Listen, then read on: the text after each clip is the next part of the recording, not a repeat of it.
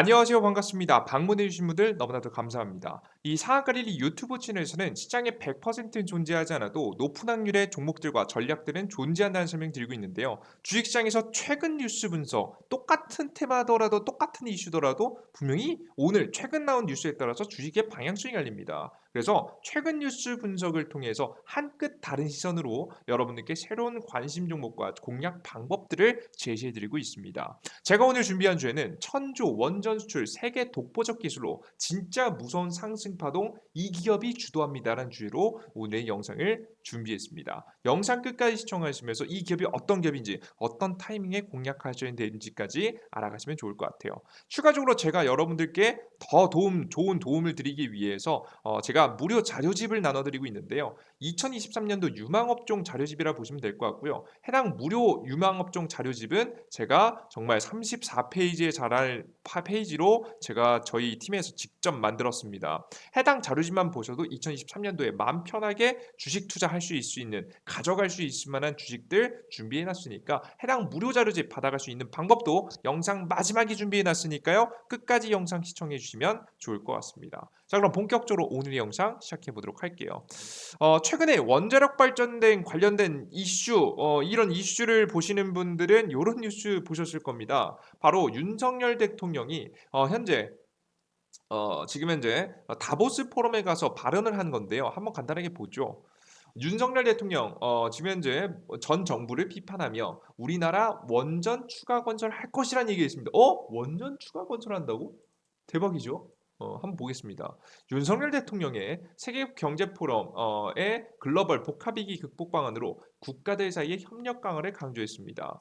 탄소 저감 노력과 관련해서는 핵발전 청정 에너지를 표현해내며 원자력 발전을 좀 더 확대해 나갈 것이 생각이라고 이야기했습니다. 그러면서도 우리나라의 원자력 발전소를 추가 건설하는 것을 위해 노력하겠다라는 이야기를 했습니다.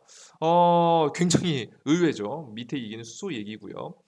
굉장히 의외죠. 그래서 도대체 핵발전소 우리나라에 추가 건설 가능할까에 대한 생각을 해봐요. 자, 그런데 가장 큰 문제가 있습니다. 원자력 발전소를 추가적인 건설을 하기에는 가장 큰 문제를 해결해야 되기 때문인데요. 바로 사용 후 핵 연료 처분이 어떻게 될지 결과가 나야 됩니다. 지금 고리 한빛 원전은 2031년도, 한울 원전은 2032년도, 신월성 원전은 2044년도, 세울 원전은 2066년도. 일단 뭐 세울 원전은 멀었다 쳐더라도 고리 한빛 원전은 코앞이에요. 한울 원전도 코앞이에요. 그죠? 임시 게다가 이게 저장 시설이 제대로 된 저장 시설이냐? 아닙니다. 임시 저장 시설을 지어 놓은 상태인데 이 임시 저장 시설조차도 포화 상태예요. 그래서 이 원자력 발전소가 더 돌아가야 된다. 원자력 발전소가 돌아가면 전력 공급이 안정화된다. 이해가 되는데 문제가 있는 거죠. 도대체 이 핵 폐기물 어떻게 처리할 거냐? 처리할 수 있을 만한 방안도 나오지 않았는데 도대체 원자력 발전소를 초과적으로 건설한다는 건 무슨 생각이냐라는 발언을 할 수 있겠죠. 원자력 발전소를 반대하는 쪽에서요. 그죠? 굉장히 큰 분란을 만들 겁니다. 그래서 땅속에 묻는 심층 처분이 가장 기본적인 처분의 방법이 있고 기본적인 처분의 방법인데 기술은 충분하나 처분장 부지 확보가 가장 안 되는 게 문제입니다. 이게 확보가 관건이라고 보시면 될 것 같아요. 그래서 핵 폐기물 문제 해결 전 원전 추가 건설 가능성이 낮다라고 생각을 하시면 되겠습니다. 우리가 기존에 알고 있었던 이 대형 원전들은 저는 그래서 윤석열 대통령이 요런 발언을 하셨는데 사실 불가능하다고 봐요. 실제 이 다보스 포럼에서 이런 논란이 생기자 우리 뭐 주식 투자자분들께 설레이셨겠죠. 근데 갔다 오자마자 이게 불가능하다는 게 바로 티가 났습니다. 윤석열 대통령 대통령실은 당장 추가 원전 건설 계획은 없다라고 못 박았다고 합니다. 포럼에서 한 발언은 임시정부 시절에 계획된 신한울 3호기, 4호기 원전 건설에 대한 언급이었다. 그러니까 뭐 자신이 자신 정부 들어서 새롭게 건설 계획을 내는 건 아니고 전에 하려다가 말았던 원전 건설을 뭐 진행하겠다라는 이야기 정도로 했다는 거예요. 이해되셨죠? 정부 10차 전기본에서도 신규 원전 계획은 없었고 앞으로 앞으로 11차 원전 기본 계획을 수립할 때 검토한다는 이야기가 있습니다. 대통령이 원전 최근국을 외쳤는데 대통령실과 정부가 원전을 한 기도 건설하지 않겠다는 것은 공약 파기 또는 언행불이치라는 지적도 따른다고 합니다. 뭐 이래도 욕먹고 저래도 욕먹는 뭐 그런 상태라고 좀 보시면 될 것 같아요. 자, 그런데 좀 여기서 저는 궁금한 점이 생겼습니다. 대한민국 원전 건설 진짜 안 할까? 한국이 원전 건설 안 할까? 좀 불가능한 일인가? 제가 의문에 빠졌습니다. 그래서 찾아봤습니다. 도대체 한국의 원전 건설 어떻게 될 것인가? 일단 전 세계적인 추세를 보면서 한국의 원전 건설 가능한지 봐야 될 것 같아요.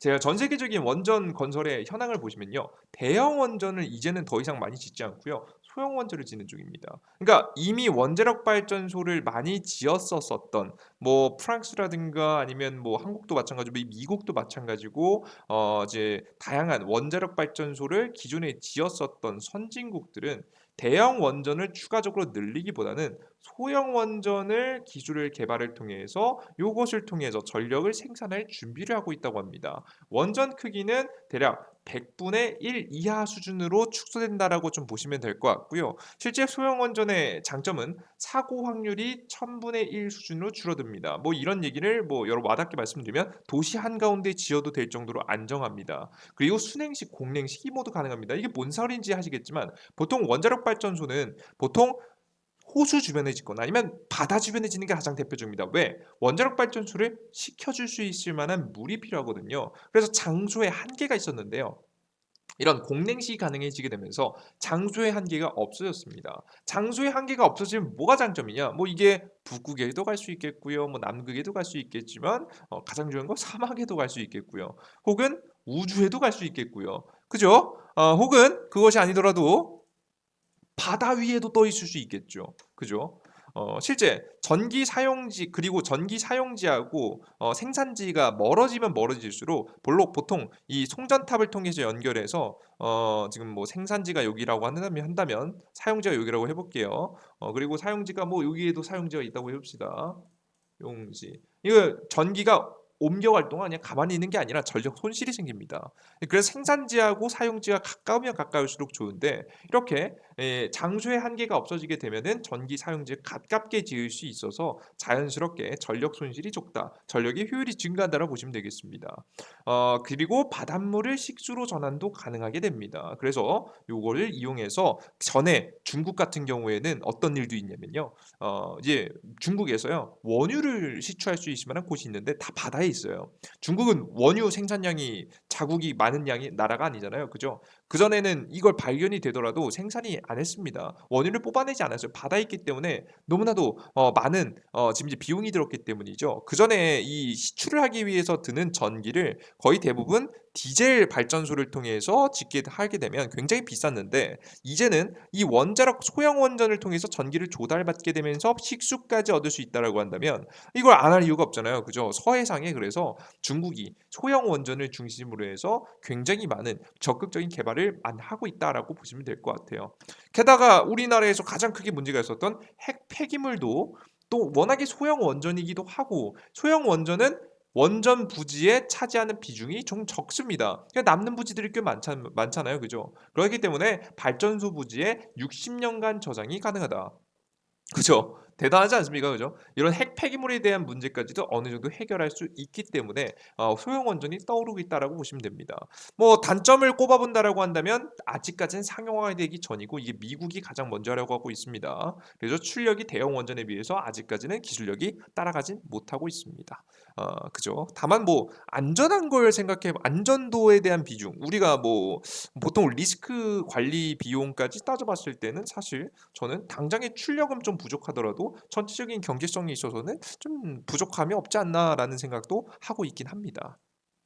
그래서 저는 개인적으로 이러한 장점이 있는 원전 건설을 기다리고 있지 않나라는 생각을 해요. 한국이 진짜 원전 추가 건설 계획이 없을까? 있긴 있는데 대형 원전이 아니라 이러한 단점을 해소할 수 있는 소형 원전을 준비하고 있다. 다만 이런 소형 원전의 건설 계획도 한국이 주도하진 않겠죠. 먼저 미국이 먼저 할 것 같습니다. 바이든 시대에 소형 원전이 주목받는 이유라는 이야기입니다. 바이든 정부가 신재생 에너지 부분 투자에 확대해서 대형 원전 안전성 등 SMR 부각을 받고 있다라는 내용입니다. 그래서 뭐 시장 규모가 굉장히 커진다라는 내용이고요. 여기서 다 중요한 점은 뭐냐면 뉴스케일이 설계한 SMR은 2013년도 전 세계 SMR 소형 원전 중 최초로 미국의 원자력 규제 위원회를 승인을 받았다. 자, 승인을 받아놓고 이 원전 건설을 언제 한다? 2025년도 12월에 착공해서 2029년도에 운전을 시작해서 2030년도에 상업화하는 것이 목적이다라고 이야기를 하고 있습니다. 자, 그렇다라고 하면 대한민국 같은 경우에는 이걸 이 원전 건설 이 적어도 2025년 정도는 돼야지 소형 원전 건설에 대한 이야기가 솔솔 나오지 않을까 싶어요. 빠르면 2024년도요. 뭐 SFR이라고 해서 작게 만들면서도 핵 폐기물을 가지고 또다시 원자력 발전소를 돌리는 기술도 있는데 이게 빌 게이츠 주도해서 하는 게 있어요. 요것도 2024년이라서 저는 적어도 2024년도에서 2025년 정도는 돼야 이 원전 건설 대한민국 국내의 원전 건설을 이루어지지 않을까 싶어요. 실제 이걸 준비하고 있는 흐름도 몇 가지 나오고 있는데요. 지금 보겠습니다. 만드는 것만큼 어려운 원전 해체, 한 개 뜯는데 1조 원 잭팟이라는 내용입니다. 상업 운영을 시작한 지 40여 년 만에 최정주 원전인 고리 원전 1호기가 가동을 멈췄다. 근데 2017년도 고리 원전 1호기 영구 정지 이후 2021년도 5월 원자력 안전위원회에 해체 승인 신청서를 지출했는데 해체 승인 신청 이후 허가 심사가 빠르면 2023년에 허가가 예상된다. 예, 이걸 해체를 하려는 거예요. 오래돼서 영구 정지된 원전을요. 그죠? 이걸 뭐 보기 눈에 보이기로는 뭐라고 이야기했냐면 뭐 개발도 하고 건설도 하고 운영도 하고 해체까지 이르게 되면 완전한 원전 생태계를 조성할 수 있다. 우리나라는 대한민국은 완벽한 모든 것을 다 할 줄 아는 국가이기 때문에 우리나라에게 원전을 건설을 맡겨라라고 뭐 원전 수출에 도움이 된다라고 보통 포장을 많이 해놔요. 저 근데 이게 핵심이 아니라고 봅니다. 이게 뭐냐면 원전 해체라면 그럼 도대체 그 해체된 이 지역에는 뭐로 사용할 거냐고요. 원전을 해체하고 나면요. 어차피 그 부지는요. 방사능 때문에 최소 15년, 저 15년이라고 표현하긴 한데 저는 300년이라는 이야기가 많습니다, 여러분들. 일정 수준 이하까지 내린다는 거지 방사능이 없어지기까지 굉장히 오래 걸리거든요. 그래서 해당 부지를 뭐 다 원자력 발전소를 부시고 뭐 건물을 짓는다든가 다른 아파트를 짓는다든가 농사를 짓는다든가 아무것도 불가능하거든요. 그 뭐 방사능 있는 지역에서 뭘 하겠습니까? 또 방사능과 관련된 원자력과 관련된 건물들이 지어질 가능성이 높겠죠. 원전 해체 이후 해당 자리에 새로운 신기술을 가진 원자력 발전소라든가 건설 및 방사성 폐기물 저장 시설에 설치 가능성이 높지 않을까 싶습니다. 저는 그래서 뭐 최근에는 뭐 방사능 폐기물에 대한 이야기들이 조금 더 구체적으로 나오고 있긴 한데 저는 충분히 무엇도 가능하다? 바로 원자력 발전소 SMR 기술을 가진 SMR 기술을 바로 고리원전 영구정지가 된 1호기에 있는 이 부지를 이용해서 새로운 원전 건설을 짓지 않을까 싶습니다. 그럼 왜 이렇게 복잡한 과정을 겪느냐? 왜 그런 거냐면요. 여러분 자세하게 보시면 원전 건설에 가장 많은 시간을 들이는 게 뭔지 아십니까? 부지 선정이에요. 왜? 원자력 발전소는 분명히 장점도 크지만 단점도 있습니다. 방사능을 내뿜고 그 방사능을 주변 주민들에게 피해를 줄 수 있기 때문에 주변 분들의 동의를 얻는 것이 매우 중요하겠죠. 그래서 그 주민의 동의를 얻고 이 부지를 확정 짓는 데까지 지자체들의 이 확인을 받기까지 오래 걸리는데 이 과정을 할 필요가 있어요, 없어요? 이제 없는 거죠. 영국 이미 원전 부지인데요. 그죠? 굳이 이 과정이 굉장히 심플해질 가능성이 높기 때문에 이 부지를 해체하고 이 원전을 해체하고 남는 자리에 소형 원전이 들어서지 않을까라는 개인적인 생각을 하고요. 그런 것을 미리 전 윤석열 정부는 준비하고 있지 않나라는 생각을 합니다. 자, 그래서 저는 이렇게 생각합니다. 원전 추가 건설 가능할까를 물어보시면 가능합니다. 대형 원전의 건설의 가능성은 좀 낮고요. 소형 원전의 건설이 이루어질 가능성이 높다라고 보고 있긴 해요. 그래서 우리는 크게 두 가지 원전 관련주를 들고 계신 분들 기대감은 해외 원전 건설과 국내 SMR 건설에 대한 조금 기대감 두 가지를 생각해 보면서 갈 수가 있는 겁니다. 일단은 여러분들께서 국내 SMR 건설 관련 종목으로 보면 두산에너빌리티가 독보적입니다. 바이든 시대 아까 전에 보셨죠? 이제 미국에서 본격적으로 건설이 시작되는데 2025년도 12월에 착공해서 2029년에 운전을 시작해서 2030년에 상업화하는 것이 이 원전이요. 바로 두산에너빌리티가 1조 5천억 원 규모의 핵심 기자재를 공급합니다. 그죠? 직접 연관이 있고요. SMR 기술 독보적으로 자신의 SMR 기술도 가지고 있는 게 바로 두산 에너빌리티이기 때문에 여러분께서 두산 에너빌리티를 가장 대장주격 종목이다라고 생각하시면서 보시면 되겠어요. 자, 근데 여러분 두산 에너빌리티 들고 계시는 분들은 그래서 공략을 하셔도 괜찮을 것 같긴 한데요. 근데 문제가 하나 있습니다. 언제가 될지 모른다는 얘기예요. 문제는 이거죠. 이제 문제는 너무 뻔 이야기지 않을까. 가만 24년도에서 2025년도 사이에 좀 주목받지 않을까 생각합니다. 2024년도에는 SFR 이제 빌 게이츠가 주도하는 원자력 발전 소형 원전이 건설되고요. 이 앞서 보셨던 2025년도에 SMR 기술 탑재된 요게 건설이 시작해요. 그래서 조금 시간이 걸리지 않을까 싶어요. 그래서 우리가 조금 더 주목해 봐야 되는 것은 해외 원전 수출에 좀 집중해 봐야 된다는 생각을 좀 하고 있고요. 해외 원전 수출에도 두산 에너빌리티 같은 기업들은 좀 움직이니까 요거에 집중해 보시면서 보시면 됩니다. 자, 그럼 최근에 원전 수출에 대한 기대감을 어떤 기업들이 가지고 있을까? 요것도 살펴볼게요. 가장 대표적으로는 저는 요 뉴스를 보시면 좋을 것 같습니다.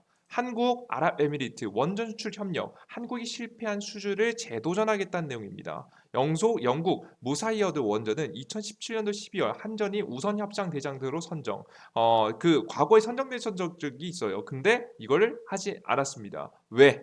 바로 영국이 원전 건설 자금 전액을 한전이 마련하고 추 운영권을 통해서 투입 자금을 회수하라고 이야기를 했는데요. 그러니까 돈은 너네가 내고 너네가 다 짓고 너네가 운영하면서 너네가 돈 벌어라는 이야기를 한 거죠. 우리 정부는 리스크 하나도 안 지고 우리는 전력 공급 안정적으로 뛰면서 우리는 뭐만 얻을 거야? 이런 뭐 장점만 빼먹을 거야라는 이야기를 한 거죠. 리스크 너네 위험이 다져. 영국 정부는 무사이드 원전 사업의 발주 당시 사전에 확정된 자금 계획을 요구했고 이에 수익성이 부족하다고 판단한 한전은 우선 협상 대상자 지위를 포기했었습니다. 첫 공동 진출 이게 이랬던 사건들이 있었는데 이런 문제를 해결한 거죠. 누가 아랍에미리트 돈으로요. 이게 원유 돈으로 해결하게 된 겁니다. 한국의 원전 기술에 아랍에미리트 자금력을 더해서 이번에 공동 추진하겠다라는 이야기를 하고 있습니다. 그래서 과거에 수익성이 부족해서 포기했었는데 이번에 돈이 되든 되지 않든 그 미래에 가봐야 알겠죠. 이런 리스크를 아랍에미리트가 지고 한국은 원전 건설만 하고 하면서 자연스럽게 원전 수출을 완성하려는 흐름들이 나와주고 있습니다.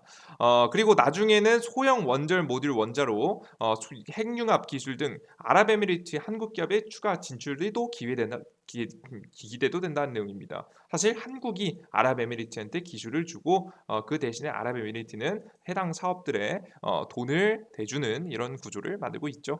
그래서 이번 원전 관련된 이야기가 MOU가 아랍에미리트가 저번 주 그 명절 전에 이야기가 나왔는데요. 이제 슬슬 MOU를 맺었으면요. 이번 주쯤 이게 명절 다음 주 그러니까 1월 달쯤에 저는 정부부처에서 추가적인 이야기, 구체적인 이야기를 꺼낼 가능성이 높다고 보고 있습니다. 뭐 열심히 일하셔서 결과를 내놓으셔야겠죠. 그죠? 보통 대형 MOU가 벌어지면 그 다음 주나 다다음 주를 중심해서 새로운 정부 부처에서 정책이나 방향성을 내놓는 경우가 많기 때문에 해당 내용에 좀 기대해 볼 만한 뉴스가 나오지 않을까라는 생각을 현재 하고 있습니다. 해당되는 원전 수출 기대감이 나오면 한전기술이라는 기업이라든가 G2파워, 이 영국 2022년도 11월에 영국 원전 수출 이야기가 있을 때 가장 크게 움직였었던 기업이 G2파워거든요. G2파워라든가 기자재를 만드는 기업입니다. 그리고 기존의 대장인 한정 기술을 염두에 두시고 보신다라고 한다면 더욱더 좋은 수익을 낼 수 있지 않을까 싶습니다. 그래서 이 두 개의 종목까지 알아두시고 보시면 되겠어요. 자, 그럼 여러분들께 추가적으로 제가 해당된 종목들뿐만 아니라 원전 관련 종목들도 좋겠지만 2023년도 유망업종 자료집 무료로 받아갈 수 있는 방법까지 안내해드리겠다 설명해 드렸죠. 예, 유망업종 자료집을 얻어가고 싶으신 분들은 구글 플레이 스토어, 앱 스토어에서 이재진을 검색하시면 되겠습니다. 바로 삼성 핸드폰은 구글 핸드폰, 구글 플레이 스토어, 앱 스토어, 아이폰이나 앱 스토어에 이재진이라고 검색하시면 됩니다. 우측 상단에 돋보기 버튼 클릭하시고 이재진 클릭하시면요. 이재진 검색하시면 맨 처음 상한관리 어플리케이션 나오고요. 해당 무료 어플리케이션입니다. 무료 어플리케이션 클릭하고 들어가시면 바로 무료 어플리케이션이 나옵니다. 무료 어플리케이션을 여러분들께서 접속해서 들어가시면 이런 화면이 나오게 되는데요. 이재진의 상한관리 무료 어플리케이션이고요. 무료 회원 가입을 하시면 됩니다. 무료 회원 가입도 핸드폰 번호 이런 거 필요 없습니다. 아이디랑 비밀번호만 잘 기억해 두셨다가 매번 사용하셔야 되니까 매일 들어오셔야 되니까 기억해 두시고 급등추천주 장전시황 급등주 포착제로 매일매일 업데이트되는 새로운 정보들과 함께 제가 말씀드리는 2023년도 2배 급등 후보주 총경리 자료지까지 얻어가실 수 있습니다. 얻어갈 수 있는 방법은 상한가 랠리에서 급등추천주를 클릭하시고 맨 메인 공지글의 두 번째 2배 급등 후보주 총정리를 클릭하시면 유망업종 자료집이 있으니까요. 유망업종 자료집까지 다운로드 받아가시면 좋을 것 같습니다. 다 무료입니다. 그리고 급등 추천주 보시면 급등 가능성이 높은 종목들. 갤럭시가 있으면 뭐 저번 주에 금요일날 추천드렸죠. 추천드리고 난 종목 어떻게 됐죠?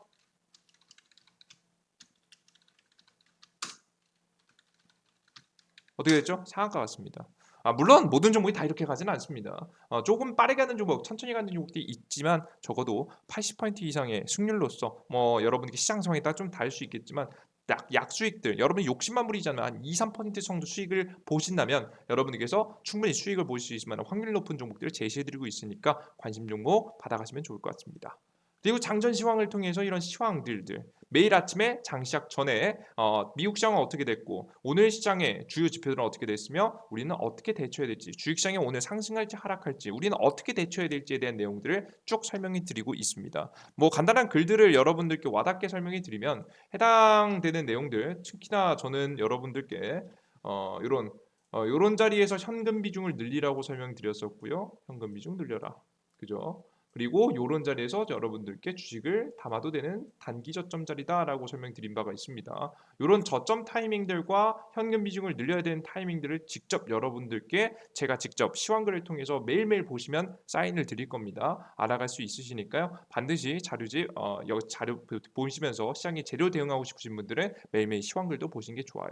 그리고 매일 주요 뉴스와 제 생각, 주요 뉴스 제 생각도 적어드리고 있으니까 시장의 흐름을 이해하시는 데 도움이 되실 겁니다. 그 이외에도 오늘 시장에 가장 강한 테마들 매일매일 정리해서 장마감 이후에 올려드리고 있습니다. 해당 오늘 가장 강한 테마가 어떤 종목들인지 알아야지만이 다음 날까지 이어지는 경우가 많기 때문에 꼭 최근 흐름을 보시기 위해서는 이걸 알아야겠죠. 그리고 뭐 들어가 보시면 간단한 이슈와 함께 어떤 종목들이 있는지까지 정리해서 올려드리고 있으니까 꼭 여러분들께서 다양한 정보들 매일매일 새로운 내용들 업데이트 되니까 많은 분들 무료로 이용하시면 좋을 것 같습니다. 자, 오늘 영상 여기서 마무리해 보도록 하겠고요. 이 무료 정보와 무료 자료집 얻어가고 싶으신 분들은 이재진의 상한관리 구글 플레이 스토어 앱 스토어에 이재진이라고 검색하셔서 꼭 자료집까지 받아가시면 좋을 것 같아요. 오늘 영상이 조금이라도 도움이 되신 분들은 구독 버튼과 따봉 버튼 누르기 잊지 마시고요. 저는 다음 영상에 조금 더 유익한 내용과 함께 여러분들을 찾아뵙도록 하겠습니다. 여러분들이 모두 감사합니다. 땡큐.